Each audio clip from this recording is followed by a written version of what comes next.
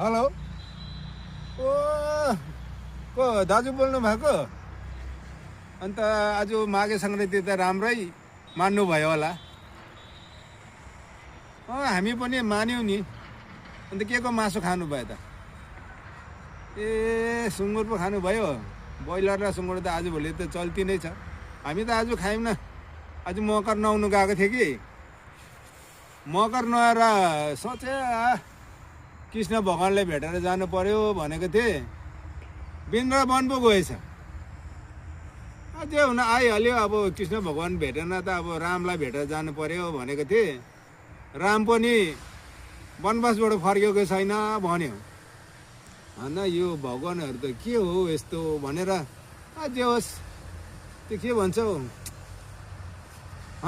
शिव भगवान्लाई भेटेर जानु पर्यो भनेको थिएँ कि म अलिकति ढिलो भएछ नि माथि पहाड पर्वतमा चढिहालेछ जे होस् अब कसैलाई पनि भेटिन रावण पनि एकताल शक्तिशाली नै थियो रावणलाई नै भेटेर जानु पर्यो भनेको त रामले मारिदिइहालेछ नि हौ मेरो त आज दिनै खराब जात्रा नै बिग्रियो माघे सङ्क्रान्ति त मनाइ भयो त्यही पनि मासु चाहिँ खुवाइ भएन